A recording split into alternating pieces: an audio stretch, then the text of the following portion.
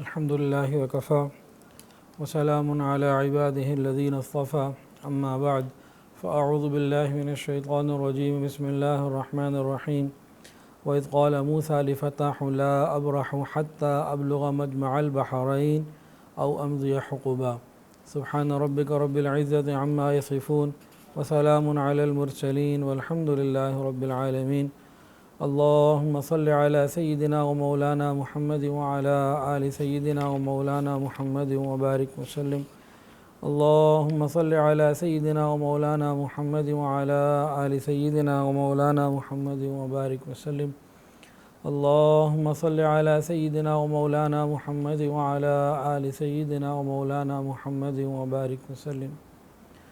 حضرت موسیٰ علیہ السلام کی زندگی کا ایک بہت ہی اہم واقعہ جس میں بہت سارے اسباق ملتے ہیں وہ حضرت خضر علیہ السلام سے ملاقات کا ہے۔ قرآن مجید کے اندر آتا ہے اور اس وقت کا ذکر سنو جب موسیٰ علیہ السلام نے اپنے نوجوان شاگرد سے کہا تھا کہ میں اس وقت تک اپنا سفر جاری رکھوں گا جب تک کہ 2 سمندروں کے سنگم پر نہ پہنچ جاؤں ورنہ برسوں چلتا رہوں گا۔ ہوا یہ تھا، حدیث کے اندر ہے کہ نبی کریم صلی اللہ علیہ وسلم نے فرمایا کہ حضرت موسیٰ علیہ السلام جو ہیں وہ اپنی قوم بنی اسرائیل کو درس دے رہے تھے، اللہ کا پیغام پہنچا رہے تھے۔ تو بنی اسرائیل میں سے کسی نے پوچھا کہ اس دنیا میں سب سے بڑا عالم کون ہے؟ انہوں نے فرمایا کہ میں ہوں۔ اور ایک اعتبار سے بات بالکل صحیح ہے کہ نبی موسیٰ علیہ السلام جو تھے وہ اولو العزم پیغمبر تھے اور صاحب شریعت تھے اور کلیم اللہ بھی تھے، لیکن اللہ رب العزت نے ان کی تربیت کے لیے کہ وہ احتیاط فی الکلام، اپنی بات چیت کے اندر احتیاط کو اختیار کریں، تو ان سے اس بات کے اوپر ناراضگی کا اظہار فرمایا، بلکہ یوں فرمایا کہ موسیٰ ایک اور بھی میرا پیارا بندہ ہے جو آپ سے زیادہ علم رکھتا ہے، بعض اعتبار سے ان کا علم بڑا ہوا ہے۔ حضرت موسیٰ علیہ السلام کو شوق ہوا کہ یا اللہ میں وہ علم بھی حاصل کرنا چاہتا ہوں، میں ان سے کیسے ملوں؟ اللہ رب العزت نے فرمایا کہ آپ جائیں اور جہاں 2 سنگم مل رہے ہیں پانی کے، دریا یا پہاڑ میں 2 پانی مل رہے ہیں، مجمع البحرین، وہاں آپ جائیں گے، وہاں آپ کی ملاقات ہو جائے گی۔ اور موسیٰ علیہ السلام نے پوچھا یا اللہ اس کی نشانی کیا ہوگی؟ موسیٰ علیہ السلام کو اللہ نے فرمایا کہ مچھلی ساتھ لے لو، وہاں پہ وہ مچھلی زندہ ہو کے پانی کی طرف نکل جائے گی، بس وہی ملاقات کی جگہ ہوگی۔ حضرت موسیٰ علیہ السلام نے اپنے ساتھ یوشع بن نون علیہ السلام جو ان کے خادم تھے، ساتھی تھے، شاگرد تھے، ان کو ساتھ لیا اور ان کو فرمایا کہ بھئی چلو سامان کو ساتھ لو اور ہم چلتے ہیں، ہم نے مجمع البحرین کی طرف جانا ہے، اس طرف جہاں 2 دریا یا سمندر آپس میں مل رہے ہوتے ہیں وہاں جانا ہے، اور ہم نے سفر مستقل مزاجی کے ساتھ کرنا ہے، چاہے کتنا ہی برس کیوں نہ لگ جائے، ہم نے جانا ہے، چلو۔ اس میں ایک تو یہ نقطہ ہے کہ حضرت موسیٰ علیہ السلام خود اتنے بڑے نبی اور پیغمبر ہیں، لیکن علم کے حصول کے لیے فوری طور پر جانے کے لیے تیار ہو گئے، اور اس کے بعد کہنے لگے کہ جتنی بھی مشقت آئے گی، جتنا بھی سفر ہوگا، اس کی کوئی پرواہ نہیں ہے، مجھے علم کو حاصل کرنا ہے۔ بہرحال یہ چلتے رہے۔ اللہ کی شان، درمیان میں ایک جگہ ایک پتھر تھا، صخرہ، وہاں پہ ان لوگوں نے آرام کیا، دونوں نے کچھ سوئے، آرام کیا۔ موسیٰ علیہ السلام ابھی سو رہے تھے کہ یوشع بن نون علیہ السلام اٹھے، ان کی آنکھ کھل گئی، انہوں نے دیکھا کہ وہ جس زنبیل میں، انہوں نے جیسے لنچ باکس ہوتا ہے اس کے اندر مچھلی رکھی تھی، مچھلی کو تیار کر کے نمک وغیرہ لگا کے رکھا تھا کھانے کے لیے، اللہ کی شان، وہ مچھلی خود بخود زندہ ہو گئی اور برتن سے باہر نکل کے اپنا راستہ بناتے ہوئے پانی میں نکل گئی۔ اب یوشع بن نون کو معلوم تھا، موسیٰ علیہ السلام نے چلتے ہوئے پورے بات بتا دی تھی کہ ایسے ایسے ہم نے جانا ہے اور اس طرح مچھلی کی نشانی ہے، وہیں ہم نے جن سے ملاقات کرنی ہے، وہ جو صاحب علم ہیں وہ وہاں ملیں گے۔ موسیٰ علیہ السلام، یوشع بن نون علیہ السلام نے مچھلی کو تو دیکھا، پھر سوچا کہ اچھا ابھی موسیٰ علیہ السلام سو رہے ہیں، اٹھتے ہیں تو بتاتا ہوں۔ جب وہ اٹھے تو یہ بھول گئے، شیطان نے بھلا دیا، اب یہ لوگ آگے چل پڑے۔ چلتے چلتے 1 دن اور 1 رات کا مزید پیدل سفر کیا۔ پھر موسیٰ علیہ السلام کہنے لگے بھئی تھکان بڑی ہو رہی ہے، مچھلی کی طرح لے کر آؤ، صبح کا وقت ہے کہ ناشتہ کریں ہم۔ یوشع وہ تو پیچھے جو ہے ایک جگہ پہ جہاں آرام ہم نے کیا تھا وہ تو خود بخود زندہ ہوئی، ایسے نکلی، راستہ بناتے ہوئے نکل گئی۔ موسیٰ علیہ السلام نے فرمایا خدا کے بندے، ادھر ہی تو ہم نے ملنا تھا ان سے، یہ کیا ہوا؟ ان کا بھی شیطان نے بلا دیا، مجھ سے غلطی ہو گئی۔ اب بہرحال یہ لوگ اپنے قدموں کو دیکھتے ہوئے اپنے ہی راستے پہ واپس آئے۔ جب واپس پورا سفر کر کے وہاں پر آئے جہاں وہ مچھلی نکلی تھی، تو وہاں دیکھا کہ پانی کے ساتھ ایک صاحب لیٹے ہوئے پانی کے قریب، اور انہوں نے ایک سر سے لے کے پاؤں تک ایک اونچی سی چادر جو ہے نا وہ بڑی سی چادر لی ہوئی ہے۔ موسیٰ علیہ السلام نے قریب ہو کے سلام کیا۔ انہوں نے کہا اس بستی میں، جنگل میں، ویرانے میں سلام کرنے والا کون آ گیا؟ موسیٰ علیہ السلام نے ہمیں تعارف کروایا کہ موسیٰ ہوں۔ انہوں نے کہا اچھا موسیٰ بنی اسرائیل والے؟ کہا ہاں میں موسیٰ بنی اسرائیل والا ہوں۔ جی خیریت سے آنا ہوا؟ کہ جی آنا اس لیے ہوا کہ اللہ نے آپ کو کچھ علوم دیے ہیں جو مجھے نہیں دیے، وہ علم میں آپ سے حاصل کرنا چاہتا ہوں، سیکھنا چاہتا ہوں۔ حضرت خضر علیہ السلام نے فرمایا، یہ حضرت خضر تھے، حضرت خضر علیہ السلام نے فرمایا کہ دیکھیں اللہ تعالیٰ نے آپ کو شریعت کا علم عطا فرمایا ہے، آپ کے پاس وہ علم ہے، میرے پاس تکوینی علوم ہیں، تو دونوں کی اپنی اپنی کیفیت ہے، لیکن میرے علوم کے اوپر آپ صبر حاصل نہ کر سکیں گے، آپ صبر نہ کر سکیں گے کیونکہ آپ ان چیزوں کو نہیں جانتے، اس وجہ سے آپ کہیں نہ کہیں کوئی اعتراض کر بیٹھیں گے تو وہ ہماری گاڑی چلے گی نہیں، بات چلے گی نہیں۔ تو موسیٰ علیہ السلام نے فرمایا کہ بھئی میں آپ کے ساتھ چلنے کے لیے تیار ہوں، میں وہ علم سیکھنا چاہتا ہوں اور آپ مجھے صبر کرنے والا پائیں گے اور میں کسی کام میں آپ کی مخالفت نہیں کروں گا۔ حضرت خضر علیہ السلام نے فرمایا کہ دیکھیں اگر آپ میرے ساتھ چلنا ہی چاہتے ہیں، آپ کو اتنا ہی شوق ہے، اشتیاق ہے کہ علم حاصل کرنا ہے، تو کسی معاملے میں آپ نے میرے اوپر کوئی روک ٹوک نہیں کرنی، کوئی بات نہیں کرنی، خاموش رہنا ہے۔ ہاں مجھے بتانا ہوگا تو وہ میں بتا دوں گا اللہ کے حکم سے، لیکن آپ نے بیچ میں کوئی بات نہیں کرنی۔ انہوں نے کہا جی ٹھیک ہو گیا جی، بس ہماری بات طے ہو گئی، اب ہم چلتے ہیں۔ اس کے بعد یہ دونوں حضرات چلے، دریا کے کنارے کنارے چلے تو آگے کشتی آ گئی۔ کشتی والا تو خضر علیہ السلام کو جانتا پہچانتا تھا۔ اب خضر علیہ السلام کشتی میں بیٹھ کے سفر کرنا چاہتے تھے۔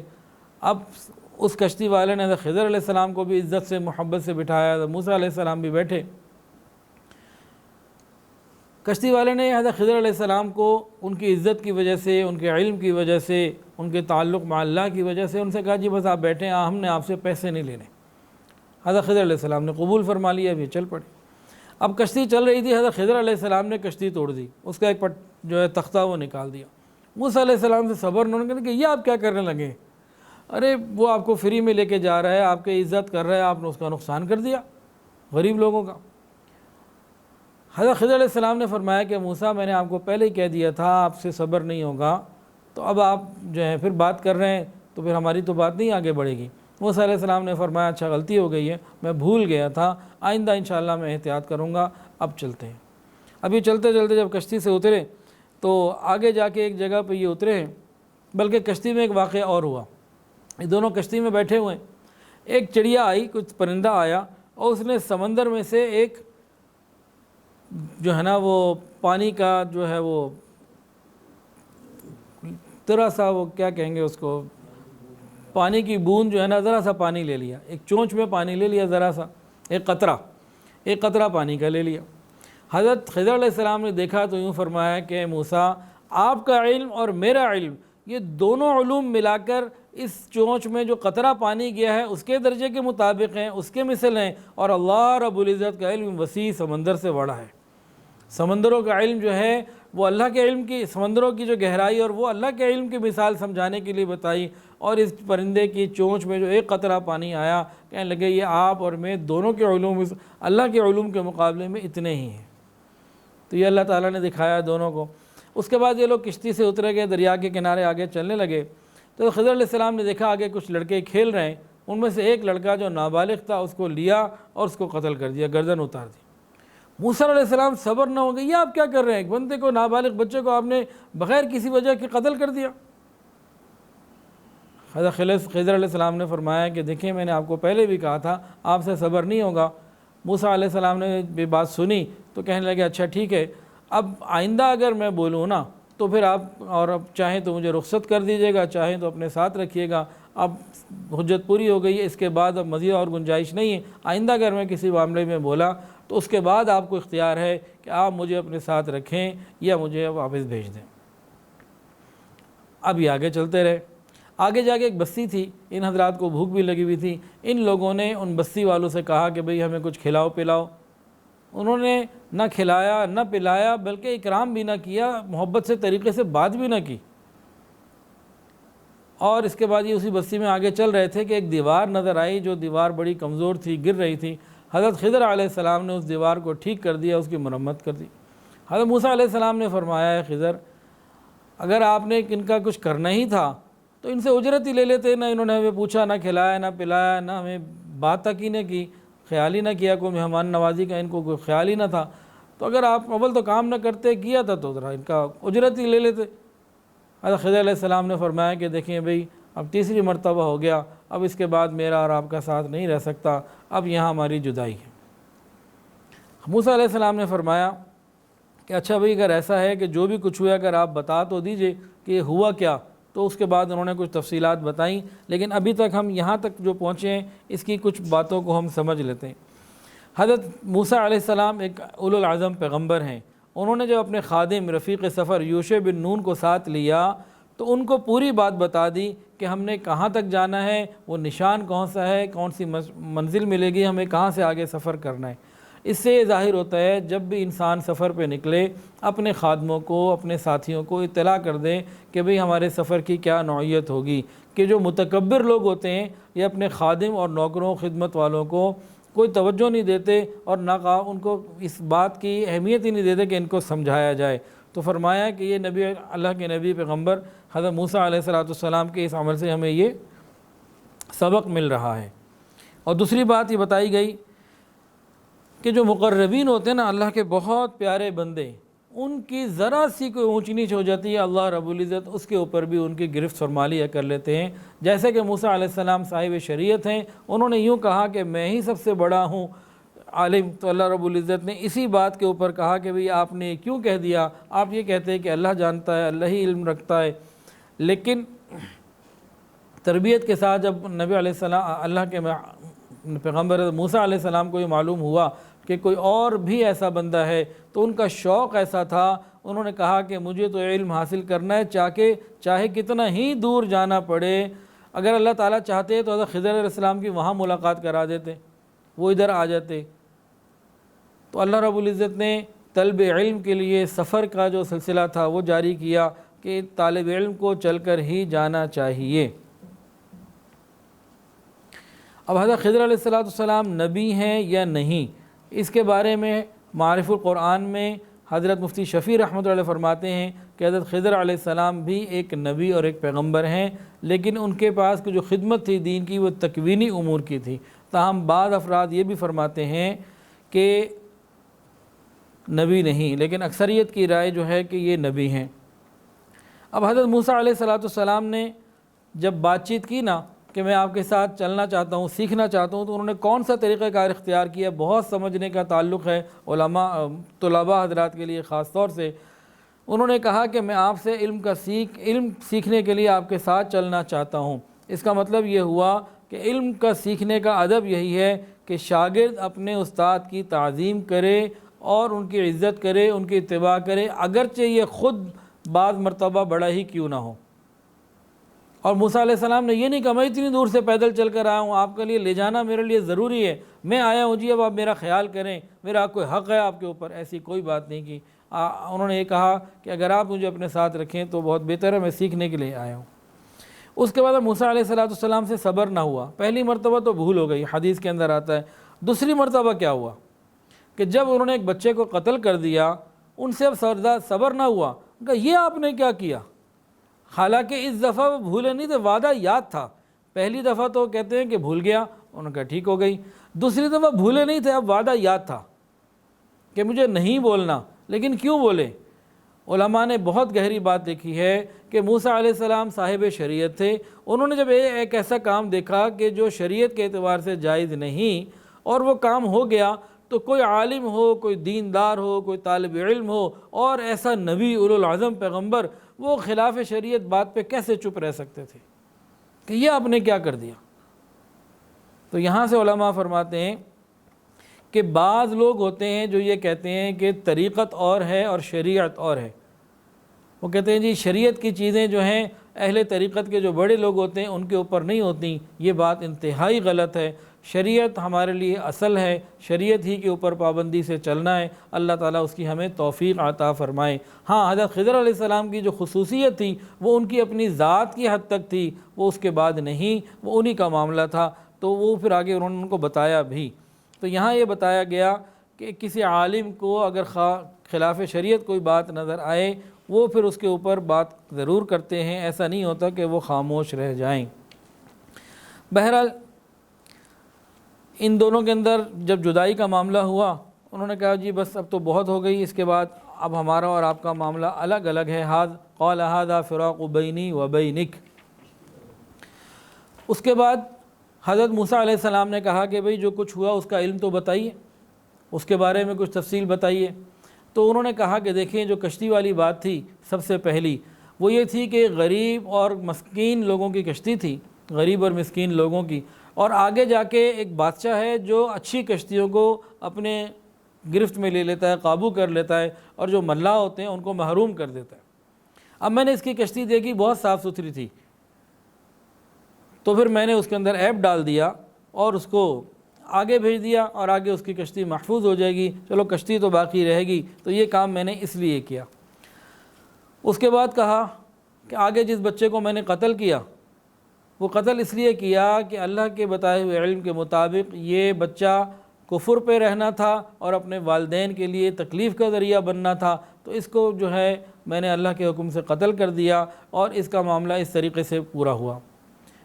اور آگے تیسری بات بتائی کہ وہ جو دیوار قائم کی تھی، جس بستی میں گئے تھے انہوں نے کھانا نہ کھلایا، اور جو دیوار قائم کی گئی تھی، کہنے لگے کہ وہ تیرے رب نے یہ چاہا فَأَرَادَ رَبُّكَ أَن يَبْلُغَا أَشُدَّهُمَا وَيَسْتَخْرِجَا كَنزَهُمَا، کہ آپ کے رب نے یہ چاہا کہ یہ ان دو یتیم بچوں کا خزانہ اس دیوار کے نیچے موجود ہے جن کے ماں باپ نیک تھے، وَكَانَ أَبُوهُمَا صَالِحًا، جس کا باپ بہت نیک آدمی تھا، تو آپ کے رب نے یہ چاہا کہ اس کو مرمت کر دیا جائے، ٹھیک کر دیا جائے۔ تو پھر میں نے یہ کام کر لیا۔ حضرت موسیٰ علیہ السلام کو تینوں باتیں معلوم ہوئیں۔ حدیث کے اندر آتا ہے نبی صلی اللہ علیہ وسلم نے ارشاد فرمایا کہ موسیٰ علیہ السلام اگر صبر کرتے اور تھوڑا اور ساتھ رہتے، درمیان میں بار بار نہ بولتے، تو ہمیں اور بھی بہت کچھ سیکھنے کو ملتا۔ جس کو دین کی علم کی طلب ہوتی ہے نا، نبی علیہ السلام کی اس بات سے دیکھیے کہ جن کو طلب علم کی بہت طلب ہوا کرتی ہے ان کے ساتھ معاملہ کیا ہوتا ہے کہ وہ سیکھنا ہی چاہتے ہیں کہ اور علم مل جائے، اور علم مل جائے۔ حالانکہ حضور پاک صلی اللہ علیہ وسلم کو اللہ رب العزت نے اولین اور آخرین کے بہترین علوم عطا فرمائے تھے۔ سب سے زیادہ انسانوں کے اندر علم اللہ نے اپنے محبوب صلی اللہ علیہ وسلم کو عطا فرمائے تھے، لیکن جس کو دین کی علم کی شوق اور طلب ہوتی ہے وہ چاہتا ہے اور بھی معلوم ہو، اور بھی معلوم ہو۔ تو طلباء کی یہ شان ہونی چاہیے کہ وہ مزید سے مزید حاصل کیا کریں۔ حضرت عبداللہ ابن عباس رضی اللہ تعالیٰ عنہما فرماتے ہیں کہ یہ جو تھا نا وَكَانَ تَحْتَهُ كَنْزٌ لَهُمَا وَكَانَ أَبُوهُمَا صَالِحًا، یہ جو یتیم بچے تھے جن کا جو اندر خزانہ مدفون تھا، وہ خزانہ کیا تھا؟ وہ فرماتے ہیں کہ ایک حدیث میں آتا ہے کہ سونا چاندی کا خزانہ تھا، اور فرماتے ہیں کہ اس کے اندر ایک سونے کی تختی تھی جس کے اندر بہت عجیب جو ہے نا وہ نصیحتیں لکھی ہوئی تھیں۔ تو حضرت عثمان ابن عفان رضی اللہ تعالیٰ عنہ نے بھی اس روایت کو نقل فرمایا ہے قرطبی میں۔ سب سے پہلی تو اس میں ٹوٹل 7 باتیں لکھی ہوئی تھیں۔ حضرت خضر علیہ السلام نے جن یتیم بچوں کی دیوار کو تیار کیا تھا، بنایا تھا، ان کے خزانے میں ایک تختی تھی، اور اس تختی کے اندر 7 باتیں لکھی ہوئی تھیں۔ سب سے پہلے لکھا ہوا تھا بسم اللہ الرحمن الرحیم۔ دوسری بات، تعجب ہے اس شخص کے اوپر جو تقدیر پر ایمان رکھتا ہے اور پھر غمگین بھی ہوتا ہے کہ جو کچھ ہو رہا ہے تقدیر کا لکھا ہے، غم کس بات کا۔ تیسری بات، تعجب ہے اس شخص کے اوپر جو اس بات پر ایمان رکھتا ہے کہ رزق کا ذمہ اللہ نے لیا ہے، پھر بہت زیادہ مشقت کرتا ہے اور غیر ضروری کام کرتا ہے، اپنے آپ کو تکلیف میں ڈالتا ہے، جب معلوم ہے اس کو کہ اللہ نے رزق کا ذمہ لیا ہوا ہے، پھر وہ بہت زیادہ مشقت اور فضول کوششوں میں کیوں لگتا ہے۔ چوتھی بات، تعجب ہے اس شخص کے اوپر جو موت پر ایمان رکھتا ہے، پھر خوشی اور اس طرح بے پرواہ رہتا ہے اور خوش رہتا ہے، حالانکہ موت کا خوف ایک غم ہے۔ پانچویں بات، تعجب ہے اس شخص کے اوپر جو قیامت کے دن کے حساب کتاب پر ایمان رکھتا ہے اور پھر غافل ہوتا ہے، مرضی کی زندگی گزارتا ہے، حساب کتاب پر ایمان رکھتا ہے اور پھر غفلت کے ساتھ وقت گزار دیتا ہے۔ چھٹی بات، تعجب ہے اس شخص کے اوپر جو دنیا کو اور اس کے انقلابات کو جانتا ہے اور پھر بھی اطمینان سے بیٹھے رہتا ہے کہ دنیا میرے پاس ہے، یہ میری رہے گی۔ اور ساتویں بات، لا الہ الا اللہ محمد الرسول اللہ۔ اب علماء نے اس میں سے بہت سارے نکات نکالے ہیں۔ ہم نے تو ایک واقعہ سنا، واقعے کا علم ہو گیا، لیکن ہم اس گہری سوچ تک نہیں جا سکتے جہاں تک اللہ نے علماء کو، مفسرین کو، محدثین کو، فقہاء کرام کو سوچ عطا فرمائی تھی۔ ان کے علم، ان کے عمل، ان کے اخلاص، ان کے تقوی کی وجہ سے، دین میں تدبر کی وجہ سے ان کو اللہ نے بہت چیزیں عطا فرمائی تھی۔ وَكَانَ أَبُوهُمَا صَالِحًا، اس میں اشارہ ہے، حضرت محمد ابن منکدر فرماتے ہیں کہ اللہ تعالیٰ ایک بندے کی نیکی اور صلاحیت کی وجہ سے اس کی اولاد در اولاد اور اس کے خاندان اور اس کے آس پاس کے مکانات کو بھی خیر عطا فرماتے ہیں، ان کی حفاظت فرماتے ہیں۔ قرطبی میں آتا ہے، حضرت شبلی رحمۃ اللہ علیہ فرمایا کرتے تھے کہ میں اس پورے شہر اور علاقے کے لیے امان ہوں، جب تک میں ہوں یہ شہر امن میں رہے گا۔ اور جب ان کی وفات ہو گئی تو ان کے دفن ہوتے ہی کفار نے وہاں حملہ کیا، دریائے دجلہ کو عبور کر کے بغداد پر قبضہ کر لیا۔ اس وقت لوگوں کی زبان پر یہ تھا، ہم پر دو مصیبتیں آ گئیں، ایک حضرت شبلی رحمۃ اللہ علیہ کی وفات اور دوسرا کفار کا قبضہ۔ تفسیر مظہری میں یہ بات بھی لکھی ہے کہ اس آیت میں اس طرف بھی اشارہ ہے کہ لوگوں کو علماء، صلحاء، نیک اللہ والوں کی اولادوں کی بھی فکر کرنے کی ضرورت ہے، ان کا خیال رکھنا چاہیے، یہ قرآن مجید سے ثابت ہے۔ اچھا، یہاں ایک اور بہت عجیب بات لکھتے ہیں، جو کچھ بھی ہو رہا ہے دنیا میں اللہ کی طرف سے ہو رہا ہے۔ جب انہوں نے کشتی کا تختہ توڑا تو کہا کہ یہ میں نے کیا، اور جب بچے کو قتل کیا تو بھی انہوں نے اپنی نسبت کی، لیکن جب دیوار بنائی تو کیا کہا؟ فَأَرَادَ رَبُّكَ، تیرے رب نے ارادہ کیا۔ سارے کام انہوں نے رب کی مرضی سے کیے، اپنی مرضی سے کوئی کام نہیں کیا۔ حضرت خضر علیہ السلام نے تینوں کام اپنی مرضی سے کیے، اللہ کی مرضی کے خلاف۔ حضرت خضر علیہ السلام نے تینوں کام اللہ کی مرضی سے کیے، اپنی مرضی سے کوئی کام نہ کیا، لیکن پہلے دونوں کاموں میں نسبت اللہ کی طرف نہیں کی اور آخری کام میں نسبت اللہ کی طرف کی۔ مثلا تختے کا توڑنا یہ ظاہر میں ایک برا کام ہے، تو برائی کی نسبت اپنی طرف کی، کسی کی دیوار کو تعمیر کرنا، یہ خدمت کرنا، یہ اچھا کام ہے، اس کی نسبت اللہ کی طرف کی۔ اس کی مثال ابراہیم علیہ السلام سے بھی ملتی ہے، جب انہوں نے اپنے والد کو سمجھایا، دعائیں بھی کی، کیا فرمایا؟ وَهُوَ الَّذِي هُوَ يُطْعِمُنِي وَيَسْقِينِ وَإِذَا مَرِضْتُ فَهُوَ يَشْفِينِ، کہ وہ مجھے کھلاتا بھی ہے، پلاتا بھی ہے، اور جب میں بیمار ہوتا ہوں تو وہ شفا دیتا ہے۔ حالانکہ یوں کہہ سکتے تھے جب وہ مجھے بیماری دیتا ہے تو وہی مجھے شفا بھی دیتا ہے۔ کھلاتا کون ہے؟ اللہ۔ پلاتا کون ہے؟ اللہ۔ بیمار کون کرتا ہے؟ اللہ۔ شفا کون دیتا ہے؟ اللہ۔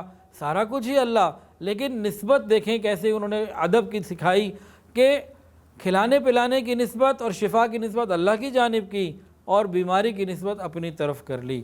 تو یہاں طلباء کو، مریدین کو سمجھایا گیا، اولاد کو سمجھایا گیا کہ بڑوں کا ادب اور خیال اس طریقے سے کرنا چاہیے۔ حضرت موسیٰ علیہ السلام کے بارے میں نبی علیہ السلام نے فرمایا، اگر موسیٰ علیہ السلام آج زندہ ہوتے تو ان کو بھی میرا اتباع کرنا پڑتا۔ نبی علیہ السلام آخری نبی ہیں، آپ کے بعد کوئی نبی نہیں۔ حضرت عیسیٰ علیہ السلام آئیں گے لیکن وہ اسی شریعت کے اوپر عمل کریں گے۔ چند اور بھی نکات ہیں اس میں بہت اہم ہیں۔ حضرت موسیٰ علیہ السلام طلب علم کے لیے پیدل چل کر گئے۔ ایک ہوتا ہے کہ پڑھنے کے لیے کسی ٹیچر کو اور معلم کو، حافظ کو گھر بلا لینا، یہ اتنا اچھا نہیں ہے۔ اصل یہ ہے کہ انسان چل کر جائے۔ ایک صحابی تھے حضرت جابر ابن عبداللہ رضی اللہ تعالی عنہ، وہ 1 مہینے کا سفر کر کے ایک حدیث کی معلومات لینے کے لیے ایک دوسرے صحابی حضرت عبداللہ ابن انیس کے پاس چل کر گئے۔ 1 مہینے کا پیدل سفر کیا اور جا کے ایک حدیث حاصل کی۔ جب ہم دین کا علم حاصل کرنے کے لیے چل کر جاتے ہیں، اس سے جو برکتیں ملتی ہیں وہ بے مثال ہوتی ہیں۔ جب ہم کسی کو اپنے گھر بلا لیتے ہیں تو وہ برکتیں باقی نہیں رہتی۔ اور آج تو ایک نئی چیز آ گئی، وہ کیا ہے؟ On line. Hare com he on line شروع ہو گیا، تو آن لائن کے اندر وہ برکتیں کبھی بھی نہیں آ سکتی۔ اب اس میں حکمتیں بہت زیادہ ہیں، کل انشاءاللہ اس کو پھر کل یا پرسوں جب موقع ہوگا تو ذکر کریں گے انشاءاللہ۔ ابھی وقت پورا ہو گیا تو بات کو مکمل اس بات پر کرتا ہوں کہ مدرسوں میں جا کر دین کی تعلیم حاصل کرنا، مسجد میں جا کر نماز ادا کرنا، تبلیغی مراکز میں بیٹھ کر اللہ اور اس کے رسول کی بات کو سننا اور دین کے لیے جمع ہونا، اس سے جو برکتیں انسان کو ملتی ہیں وہ کبھی بھی آن لائن مل ہی نہیں سکتی۔ کسی آن لائن کاروبار ہو سکتا ہے، ہو جائے گا، آن لائن دنیاوی تعلیم اگر مل سکتی ہے مل جائے گی، لیکن دینی تعلیم بہت اچھے طریقے سے جو دلوں کے اندر اترنے والی ہو وہ آن لائن نہیں اس طریقے سے مل سکتی۔ ایک سادہ سی مثال لے لیجئے، قرآن مجید کی تلاوت ہم قرآن مجید کو کھول کے بھی کر سکتے ہیں اور موبائل کے اوپر بھی کر سکتے ہیں، دونوں طریقے سے جائز ہے۔ موبائل پہ تلاوت قرآن مجید کی تلاوت کرنا بالکل جائز ہے، پڑھنا ٹھیک ہے، لیکن آپ غور کر لیجئے دونوں کے پڑھنے میں زمین آسمان کا فرق ہوگا۔ جب آپ قرآن مجید کھولیں گے اس کے ساتھ ایک تعلق ہوگا، ایک دل کا تعلق ہوگا، آنکھیں اللہ کے کلام کو دیکھ رہی ہوں گی، کبھی اس کو انسان سینے سے لگائے گا، کبھی اس کو چوم رہا ہوگا اور باوضو بھی ہوگا، اس کی کیفیت ہی کچھ اور ہوگی، ایک ادب ہوگا، ایک محبت ہوگی، اللہ تعالیٰ کے ساتھ ایک تعلق بڑھتا ہوا محسوس ہوگا، پھر وہ تلاوت کرتا رہے گا، دل کا شوق بڑھے گا، اس کی توجہ کچھ اور ہوگی۔ اس کے بالمقابل موبائل فون کے اوپر قرآن کھول لیجئے، وہی پیج کھول لیجئے جو وہاں پڑھا، اب اس طریقے کا نہ دل لگے گا، نہ توجہ ہوگی، نہ وہ اللہ کے ساتھ تعلق، نہ قرآن کے ساتھ تعلق وہ بنے گا، بلکہ کوئی فون آ گیا ادھر لگ گیا، کوئی میسیج آ گیا ادھر لگ گیا، نہیں تو موبائل ہاتھ میں خود ہی کوئی فون کرنا شروع کر دیا، میسیج کرنا شروع کر دیا۔ تو کبھی بھی ہاتھ میں لے کے قرآن مجید پڑھنا اور موبائل میں قرآن مجید پڑھنا، یہ توجہ کے اعتبار سے، تعلق مع اللہ کے اعتبار سے میرے نزدیک شاید برابر نہ ہو سکے۔ موبائل پہ پڑھنا جائز ہے، وہ میں منع نہیں کر سکتا، کیونکہ مفتی حضرات نے جب بتا دیا تو بات پوری ہو گئی، لیکن دونوں کے اندر فرق بہت زیادہ ہے۔ بالکل اسی طرح دین کا علم حاصل کرنے کے لیے کہیں جانا اور بڑوں کے قدموں میں بیٹھ کے پڑھنا اور دین کو سیکھنا، اس کی بات ہی کچھ اور ہے۔ اللہ تعالیٰ ہمیں ان باتوں کی سمجھ عطا فرمائے۔ لیکن آج کل بہت تکلیف دہ دور آ چکا ہے، تو آن لائن تعلیم مجبوری بھی بن گئی ہے۔ ہم خود الحمدللہ اس پہ کام کر رہے ہیں کہ بھئی some thing is better than nothing, کچھ نہ ہونے سے کچھ ہونا بہتر ہے۔ تو اس اصول کے تحت یا دور دراز ملکوں میں جو لوگ ہیں، چلو ان کے فوائد کے لیے کسی درجے میں ان کو بھی کچھ فائدہ ہو جاتا ہے، تو ہمارے یہاں الحمدللہ آن لائن تعلیم بنات کی بھی چل رہی ہے اور بنین مردوں کی بھی چل رہی ہے، اور عید کے بعد انشاءاللہ تقریباً 15-20 شوال سے تخصص فی الدعوہ والارشاد، علماء اور دورہ حدیث کے طلباء کے لیے 1 سال کا کورس کیا جائے گا، کہ جس میں ان کی مزید جو ہے نا وہ چیزیں نکھر کے آ جائیں گی۔ اللہ تعالیٰ سے دعا ہے اللہ تعالیٰ اعمال کو قبول فرمائے اور تمام مساجد، مدارس اور تبلیغی مراکز کو پہلے سے زیادہ آباد فرمائے، اور یہ لاک ڈاؤن اور ان پریشانیوں سے، کرونا کی پریشانیوں سے اللہ پوری دنیا کو اور امت مسلمہ کو نجات عطا فرمائے۔ وآخر دعوانا ان الحمدللہ۔ ویڈیو کے نیچے سبسکرائب کے بٹن پہ کلک کریں، بیل کے آئیکن پہ کلک کیجئے تاکہ ہر نئی ویڈیو کی نوٹیفیکیشن آپ کو مل جائے۔